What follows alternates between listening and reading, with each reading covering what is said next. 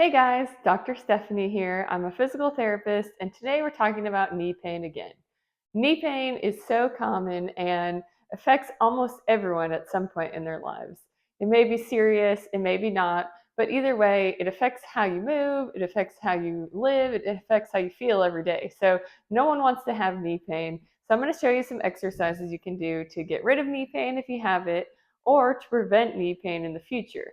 All of these exercises are great even if you don't have knee pain because it helps build up hip strength and quad strength, and it helps you just feel better overall and prevent injuries in the future. So all we need today, I'm going to use a step. If you don't have a step like this, you can use a stair or you can use a book. I wouldn't recommend stacking too many books, but you can stack a book or two or just use your staircase or step on something that is a little bit elevated. This is a 6-inch step.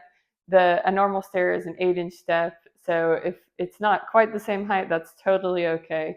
So we're going to use this step.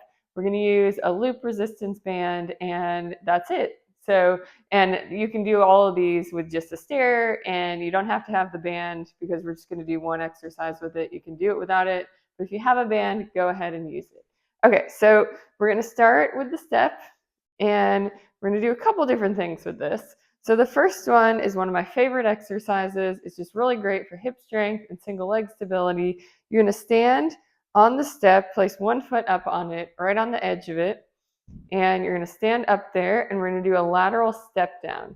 So basically, you want to bend this knee and slowly tap your foot to the ground. You don't want to put your foot all the way down. You want to very gently tap and then come back up. So most of the weight is going to stay on this foot here. You're just going to stand there, slowly tap down and come back up. Tap down and come back up. You kind of want to go back as you go down, kind of stick your hips and butt backwards and come back up. And you want to try to maintain your balance. I'm going a little slow, so I'm a little wobbly, but you want to really just maintain balance here. Don't lean one way or the other. Just tap down and come back up. Tap down and back up. And you want to do about 2 to 3 sets of 10 of those. And you can do it on both sides as well. All right, then what we're going to do is we're going to do a forward step down. So now you're going to face out on the step or the stair, and you're just going to tap your heel to the ground and come back up. Tap your heel and back up. Try to keep your hips level as you do this. Tap your heel down and back up.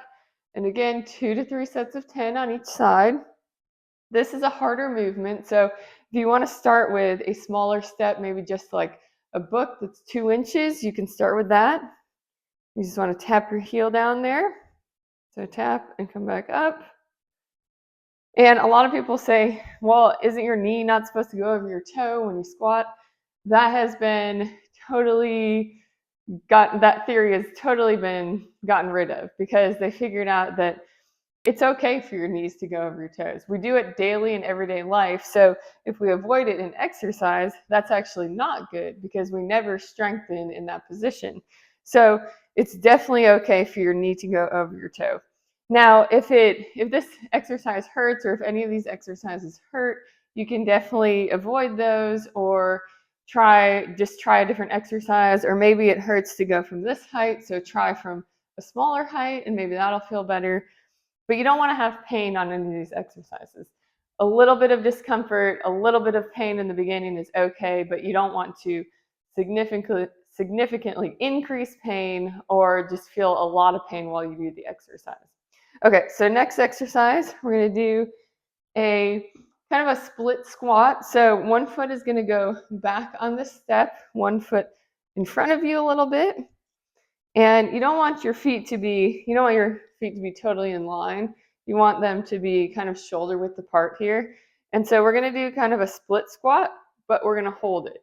So you're going to go down into the squat, hold for 5 seconds, and then come back up. So down into the squat, hold 5 seconds, and come back up. If this is at all uncomfortable on your toes, you can just put the top of your foot down or wear shoes. That may be more comfortable, but either way, you're just going to come down into the split squat and come back up.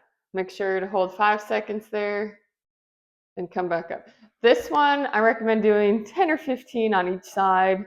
You can also add weights if you want to. Once you get stronger, you can hold a dumbbell in each hand. But 10 to 15 of those on each side.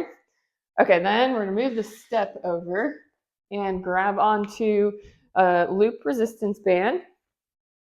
Place it around your thighs, right above your knees, and we're gonna do a fire hydrant. So stand on one leg, bend the other knee to 90 degrees, bend this leg slightly so you don't want your knee locked out. And you're just gonna bring your leg out to the side here. And try to keep, you wanna stay as straight as you can, so you don't wanna lean. Keep your trunk up straight, and just bring this leg out to the side. 2 to 3 sets of 10. You probably wanna alternate, so do 10 on one side, and then go to the other side and do 10. Just like that. If you need to hold on to something at first, that's totally okay, and then work your way to not holding on. All right, we'll take the band off, and now we're gonna do what's called a knee drive and reach.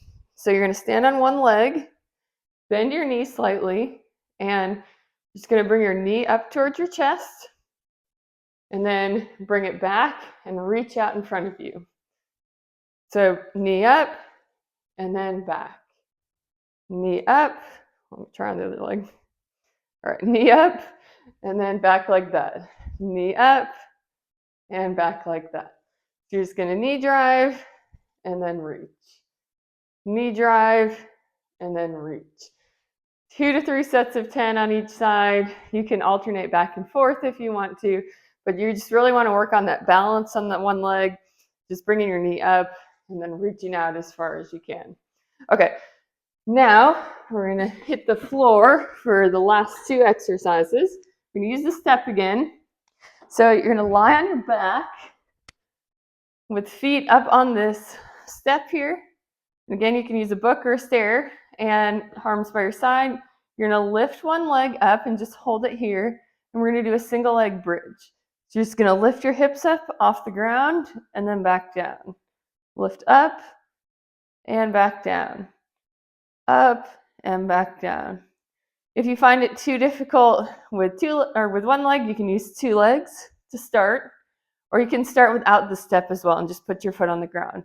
But you want to do 2 to 3 sets of 10 of this, really trying to get your body straight in line when you lift, and then bringing back down slowly. And then same thing on the other side, lift and back down, lift and back down. All right, so that's the last one with the step. So one more exercise. This one, you're gonna lie on your side, and we're gonna do a side plank hip abduction. So I'm gonna show you 2 ways you can do it. There's an easier way and a harder way.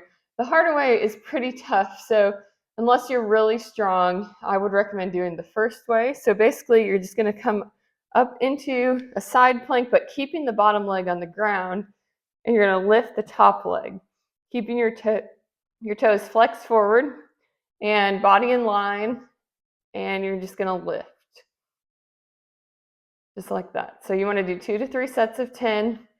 If you get really strong and really good at that, you can do an actual side plank and lift the top leg, but that one's tough. So this is the better way to do it, to make sure you're doing proper form and really working the proper muscles. So just lift up here, keep your knee on the ground, and lift the top leg. So 2 to 3 sets of 10 on that side, and then you can roll over to the other side and do 2 to 3 sets of 10 on the other side. So all of those exercises will help build hip strength and quad strength, work on single leg stability, and help get rid of that knee pain or prevent knee pain in the future.